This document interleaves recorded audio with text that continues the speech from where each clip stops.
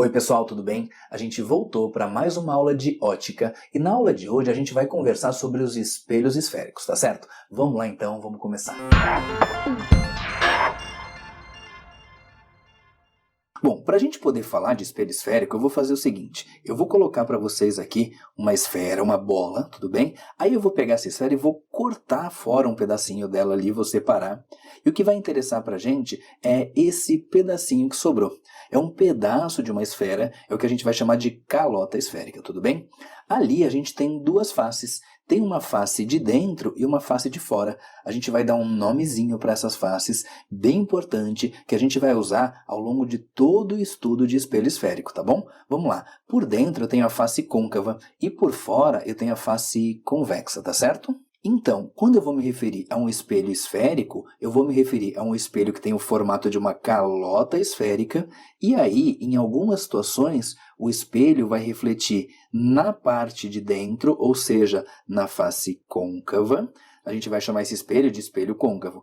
Vai ter espelho que vai refletir na face convexa, e aí a gente vai chamar esse espelho de espelho convexo, tudo bem? Seguindo então, pessoal, quando a gente fala então do espelho côncavo, é aquele espelho que reflete na parte côncava, igual a gente já fez na aula de espelhos planos. Essa parte das achuras que a gente põe aqui é a parte de trás do espelho. Então, quando a gente representa esse espelho que eu coloquei para vocês, significa para a gente que a parte onde bate a luz, a parte onde reflete, é a parte de dentro, tudo bem?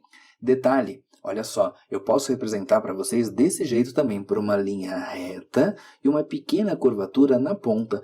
Esse é um outro exemplo onde eu estou representando ali a reflexão na parte interna, e por mais que aqui a gente não tenha uma curvatura ao longo de toda a figura, é uma forma que a gente tem de representar o espelho côncavo, bem comum de aparecer em questões por aí, tá certo? Agora olha só, se a gente for representar um espelho convexo, ele tem o mesmo formato, só que as costas do espelho estão aqui, ou seja, o que reflete no espelho é o outro lado, a luz vai bater do lado de cá, então a superfície refletora é a superfície externa.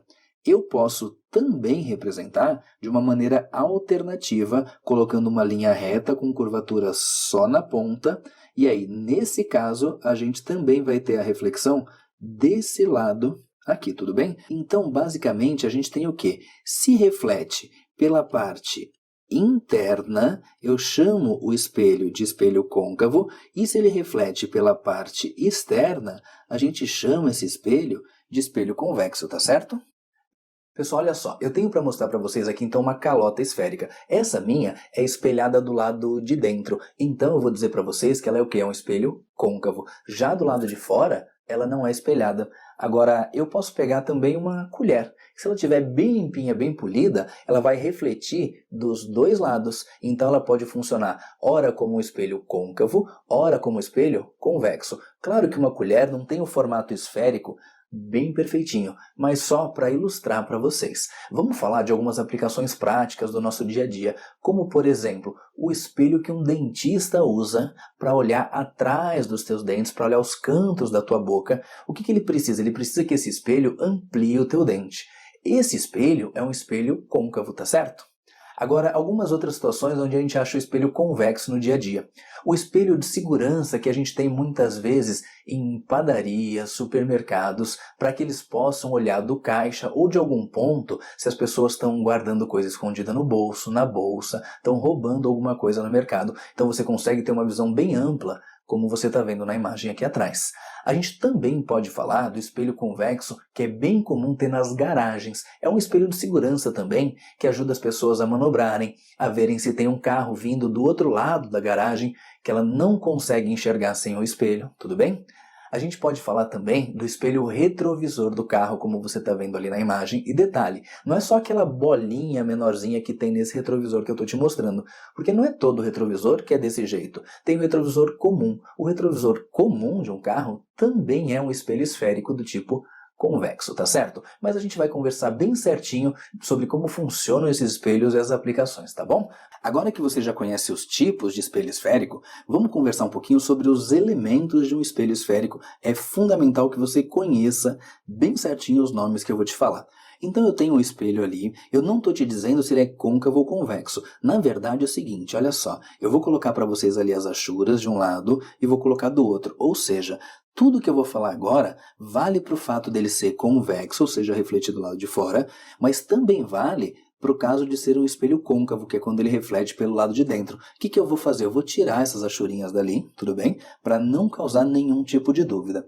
Aí eu vou traçar para vocês essa linha. Esse eixo é o nosso eixo principal, tudo bem? Agora olha só. Como é um espelho esférico, eu vou tracejar para você ali o restante dessa esfera, que seria a construção do nosso espelho, tudo bem?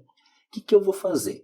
Toda esfera tem um centro, então o nosso espelho vai ter um centro também chamado de centro de curvatura do espelho, tá bom? O que é esse centro de curvatura? Seria o centro da esfera que compõe o nosso espelho, tá bom? Agora, pessoal, olha só, seguindo, qualquer outro eixo que passe pelo centro de curvatura e toque no espelho, a gente chama de eixo secundário. É muito raro que alguma questão aborde para você o tal do eixo secundário, tudo bem?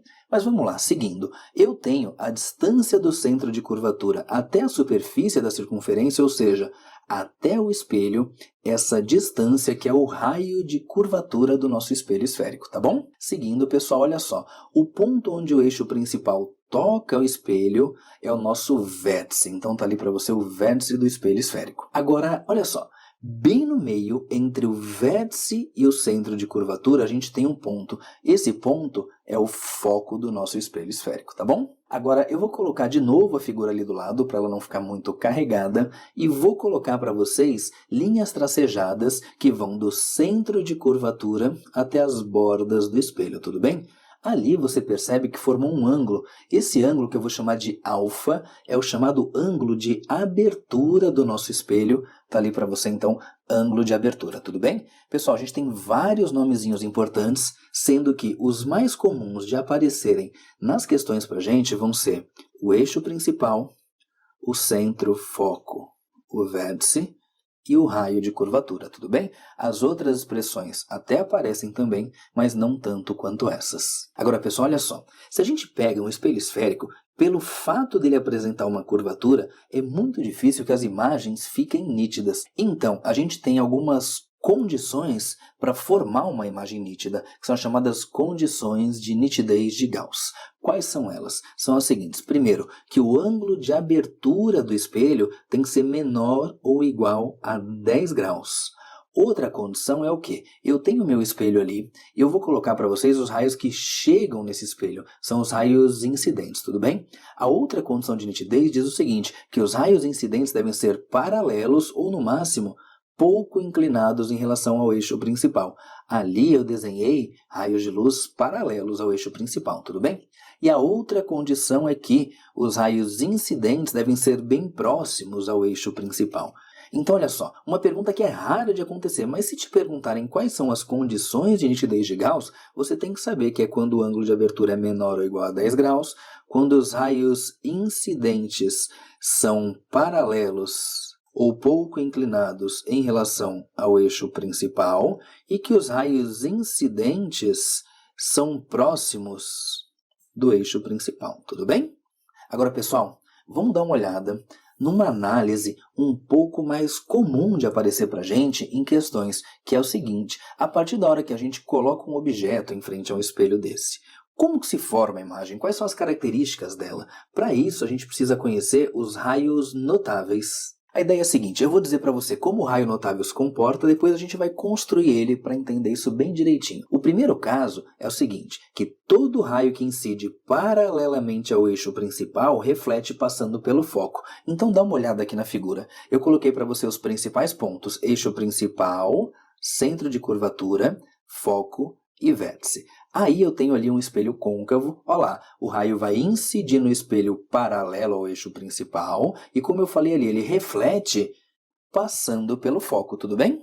Agora, e se fosse um espelho convexo? Vamos dar uma olhada? O espelho convexo é aquele que reflete o lado de fora. Ele também tem eixo principal, centro de curvatura, foco e vértice. Só que agora a luz chega, como eu falei, lá pelo lado de fora. Você está vendo que o raio de luz chegou no espelho paralelo ao eixo principal? Se ele chega paralelo ao eixo principal, ele reflete passando pelo foco. Só que agora ele não consegue passar lá no foco, porque o foco está lá atrás do espelho. Então você viu que eu desenhei uma linha tracejada para que ele reflita alinhado com o foco, tudo bem? Então vamos lá? Chegou paralelo, refletiu pelo foco. Chegou paralelo, refletiu alinhado com o foco. Esse é um dos raios notáveis. Vamos dar uma olhada em outro. O próximo, olha lá. Todo raio que incide passando pelo foco reflete paralelamente ao eixo principal. Percebeu que um é o contrário do outro? Chegou paralelo, refletiu no foco. Agora olha lá. Chegou passando no foco, refletiu paralelo ao eixo principal. Próximo, vamos lá, olha lá. No caso de um espelho convexo, raio de luz chega no espelho, ele não consegue passar pelo foco, mas ele está alinhado com o foco, tudo bem? Então, o raio de luz incide alinhado com o foco, reflete paralelo ao eixo principal. Você percebeu na tua folhinha aí no PDF que eu já deixei tudo construído para que você possa prestar atenção na aula e não tenha que copiar, tudo bem? Seguindo para o próximo raio notável, olha lá, todo raio que incide passando pelo centro de curvatura reflete passando pelo próprio centro. Vamos dar uma olhada? Olha lá. Primeiro caso, o espelho côncavo, o raio incidiu passando pelo centro de curvatura. Ele vai refletir, presta atenção, sobre o próprio centro de curvatura. Bem facinho. No caso de um espelho convexo, a ideia é a mesma, só que ele não vai conseguir passar no centro, então ele chega alinhado com o centro de curvatura. E todo raio de luz que chega alinhado com o centro de curvatura reflete alinhado com o centro.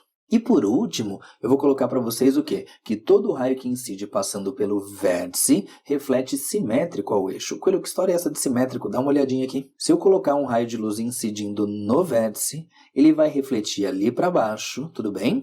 De forma que dizer que ele é simétrico significa para a gente que o mesmo ângulo que eu tenho aqui em cima, eu vou ter aqui embaixo. Então, se eu tenho 10 graus aqui para cima, eu tenho 10 aqui para baixo. Se eu tenho 20 aqui para cima, eu tenho 20 aqui para baixo e assim por diante. Então, isso é uma reflexão simétrica. Dá uma olhada aqui, olha só. No caso do espelho convexo, se o raio de luz incidir no vértice, formando esse ângulo aqui com o eixo principal, ele vai refletir lá para baixo, formando o mesmo ângulo como você está vendo aqui.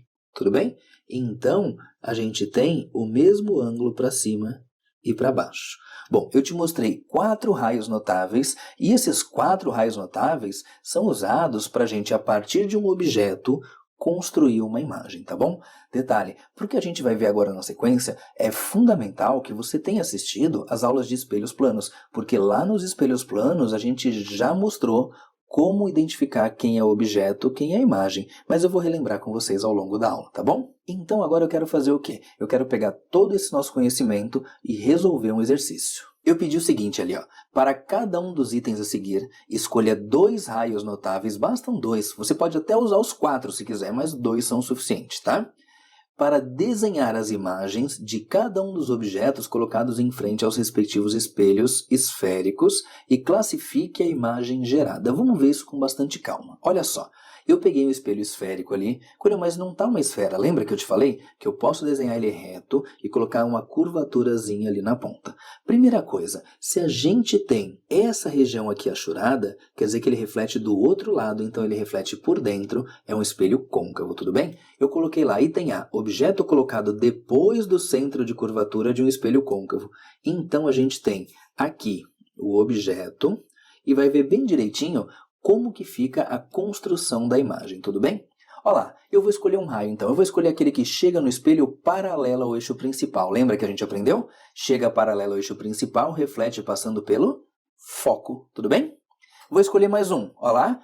Todo raio de luz que chega passando pelo foco reflete paralelo ao eixo principal. Agora olha só, pessoal, esse ponto que eu tenho aqui é o cruzamento de raios de luz que estão chegando no meu espelho. Lembra que a gente aprendeu lá na primeira aula de espelho plano?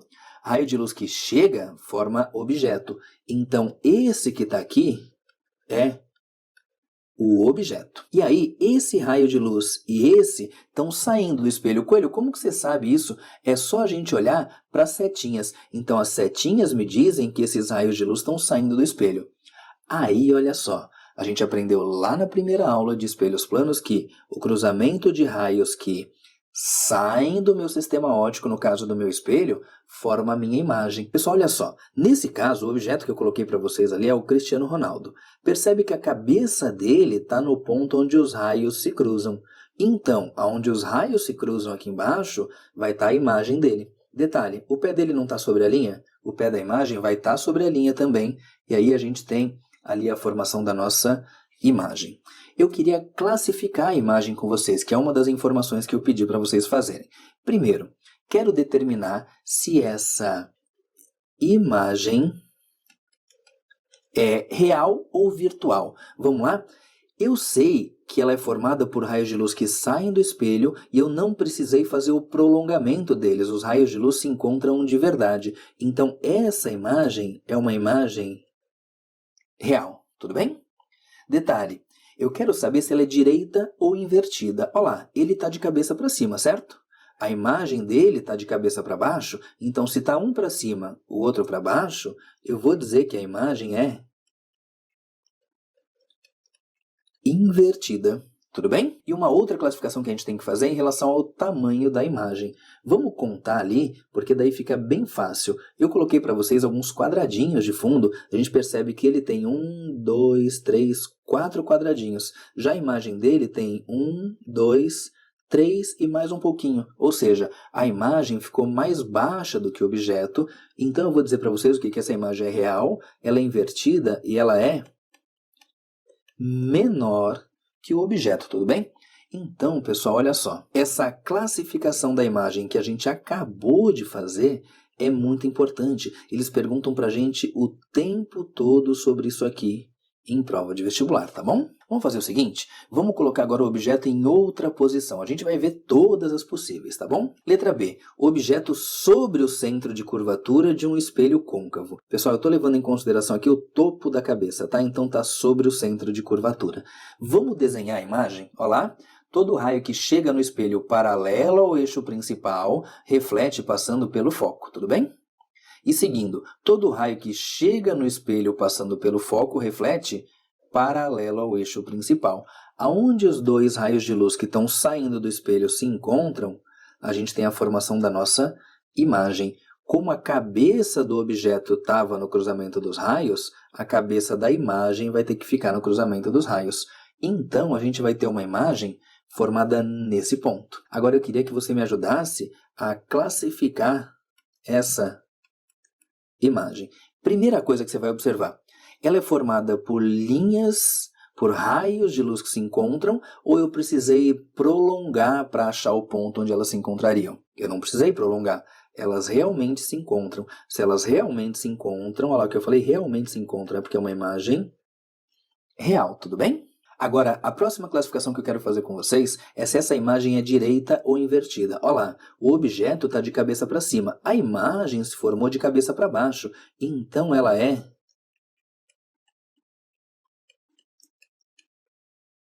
invertida, tudo bem? Agora, uma outra classificação que a gente vai fazer é em relação ao tamanho. Olha lá, na figura a gente observa o quê? A gente observa que o objeto tem 4 quadradinhos de altura. A imagem tem 4 quadradinhos de altura.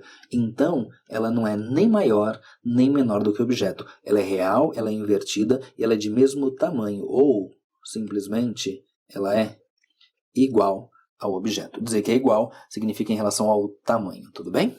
Vamos dar uma olhada no próximo exemplo. Gente, vem aqui comigo, olha só. Objeto entre o centro de curvatura e o foco de um espelho côncavo. Então o objeto está nesse ponto, eu vou considerar um ponto aqui da cabeça dele e vamos desenhar juntos a imagem. Olha lá, todo raio que chega paralelo ao eixo principal volta passando pelo foco. E todo raio que chega passando pelo foco reflete paralelo ao eixo principal. Aonde os dois raios se cruzam, a gente tem a formação da nossa imagem. Detalhe, né? Olha só, a imagem vai estar com os pés sobre o eixo principal e se a cabeça do objeto está onde os raios de luz se encontram, a cabeça da imagem vai estar onde os raios de luz se encontram também. Me ajuda a classificar essa imagem. Pessoal, lá, a gente tem aqui então a formação de uma imagem. Eu sei que esse é a imagem porque é o cruzamento de raios de luz que estão, olha só aqui e olha só aqui, ó, estão saindo do espelho. E o cruzamento de raios de luz que saem do espelho forma uma imagem.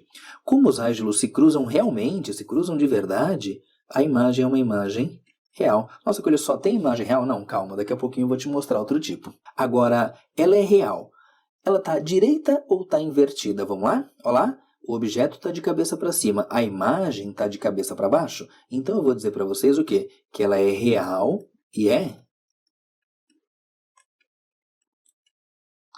invertida, tudo bem?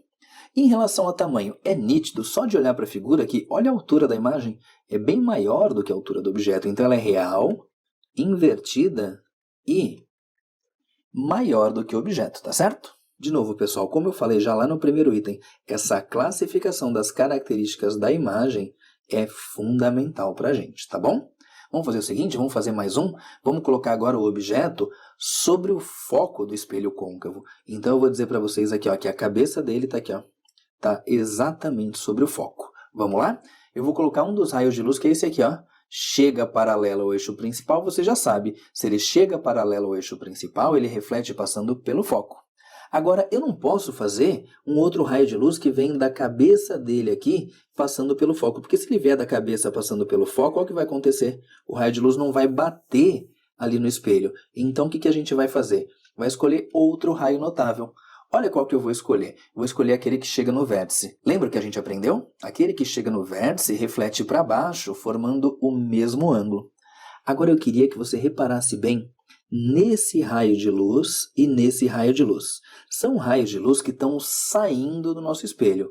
Raio que sai forma para a gente imagem. Só que você percebe que eles estão saindo paralelos um ao outro. Se eles são paralelos, eles não vão se encontrar nunca, nem para um lado, nem para o outro se eu prolongar. E nesse caso, a gente diz que a imagem tende a se formar no infinito, ou seja, não forma a imagem. E a gente vai classificar essa imagem como imagem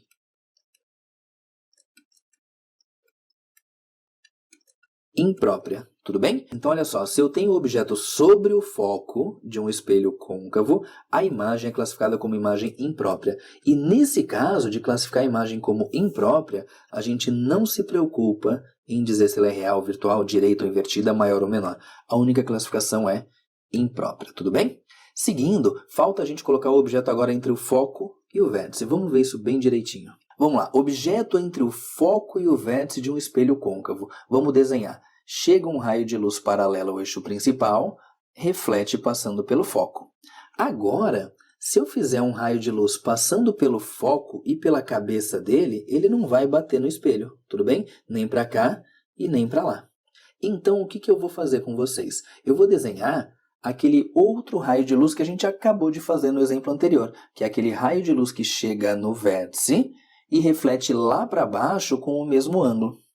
Agora, eu queria que você olhasse com cuidado para esse raio de luz aqui e esse aqui, que são os raios de luz que estão saindo do nosso espelho. Raio que sai forma imagem. Só que se você observar, esses dois raios de luz estão se afastando conforme eu vou indo ali para baixo. Então, eles não vão se encontrar. Quando eles não se encontram para um lado, a gente pode prolongar eles para o outro. Então, estou prolongando o raio azulzinho e estou prolongando o raio laranja. O que acontece? Olha só, se a cabeça do objeto estava onde os raios de luz se cruzam, os raios de luz que saem formam uma imagem. Então, a cabeça da imagem vai estar onde os raios de luz se cruzam. Formou uma imagem aqui para a gente, lá atrás do espelho agora. Detalhe, essa imagem possui algumas características que a gente precisa saber classificar. A primeira, se ela é real ou virtual. Agora é diferente, olha só. Os raios de luz eles não vão se cruzar. Eu tenho que prolongar os raios para ver aonde eles se cruzariam, ou seja, onde eles virtualmente se cruzariam. Por isso que é uma imagem virtual, tudo bem? Detalhe, olha o objeto que está de cabeça para cima, a imagem também está de cabeça para cima. Então, ela é virtual e direita em relação ao objeto. Detalhe, se o objeto tivesse de cabeça para baixo, a imagem também ficaria de cabeça para baixo e eu também diria que ela é direita. Por quê? Porque ela está virada para o mesmo lado que o objeto, tá bom? Em relação ao tamanho, é só a gente olhar. É nítido para a gente que ela é maior do que o objeto, tudo bem? Então, como eu te disse antes, essa classificação da imagem é essencial para cada caso. Agora, a gente fez 5 possibilidades diferentes de formação de imagem no espelho côncavo. Para espelho convexo, só tem uma possibilidade, que é o que a gente vai fazer agora. Eu vou colocar, então, o meu espelho convexo. Repara que as achuras estão desse lado, então isso significa que ele reflete pelo lado de fora, tá certo? Bom, vamos construir a imagem. Vou desenhar um primeiro raio de luz que chega no espelho paralelo ao eixo principal. A gente sabe que no espelho a luz reflete passando pelo foco, nesse caso. Porém, como o foco está lá do outro lado, ela vai refletir só alinhada com o foco, tudo bem? Agora, o outro raio de luz é aquele que chega, olha lá, ele chega alinhado com o foco e vai refletir paralelo ao eixo principal. Eu queria que você prestasse atenção nesse raio de luz que está aqui e nesse raio de luz.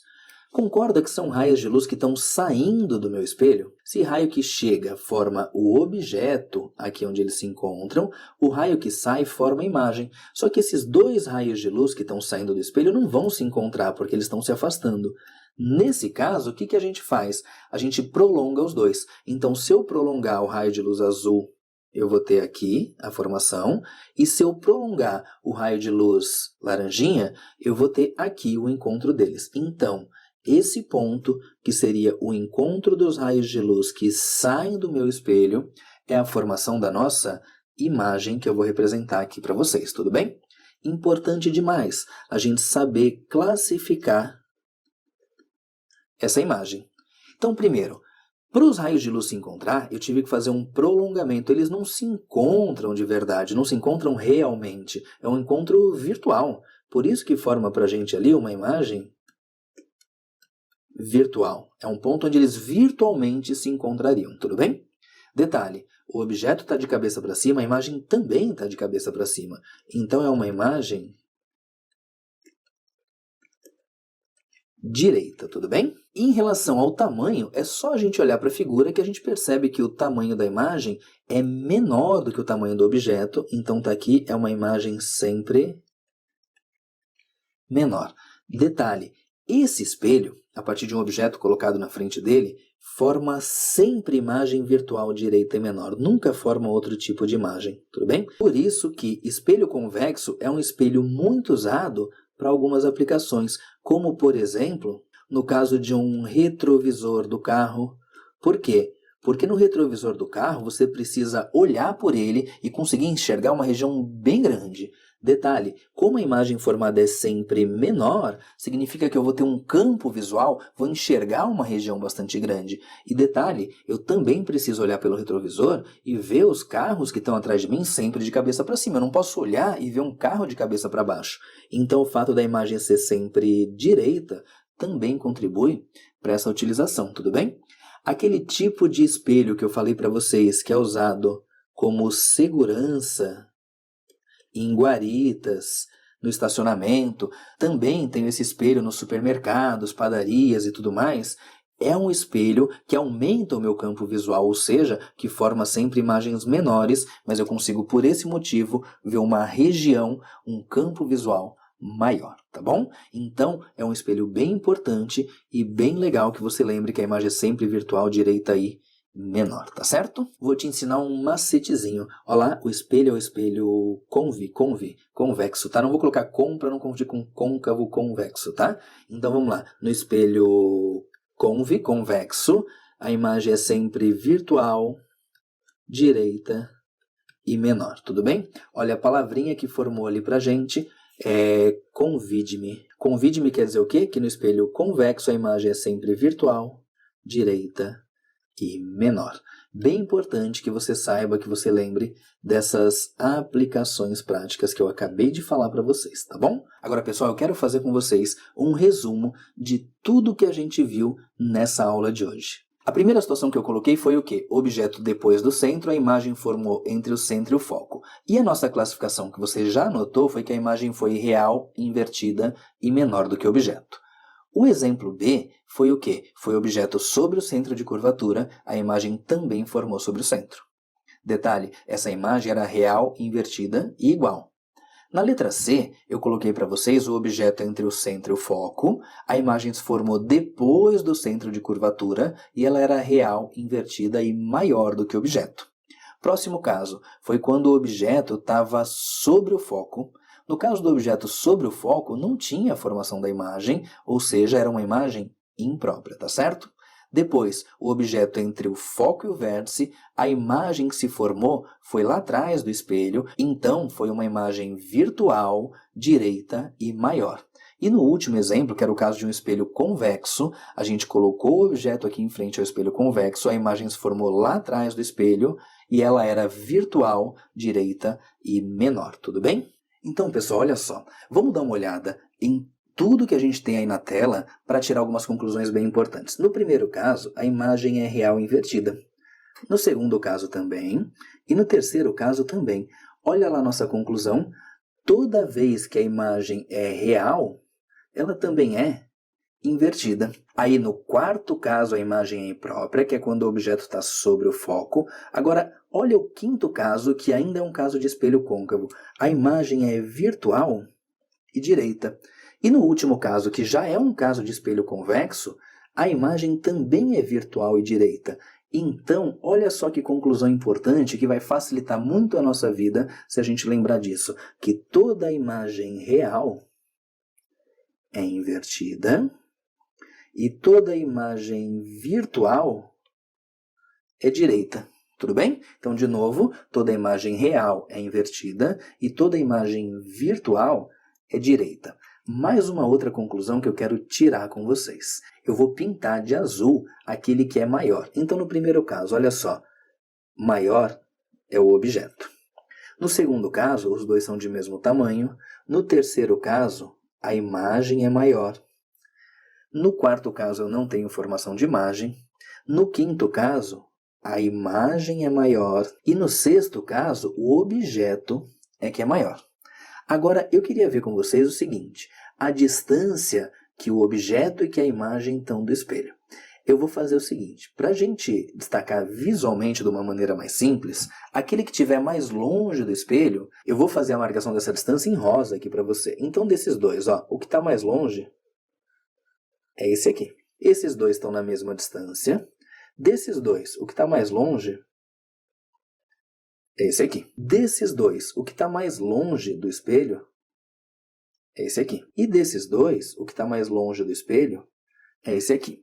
Ou seja, tem hora que é objeto, tem hora que é imagem. Mas o que a gente percebe? De cada dupla objeto e imagem, sempre aquele que está mais longe do espelho é o maior dos dois.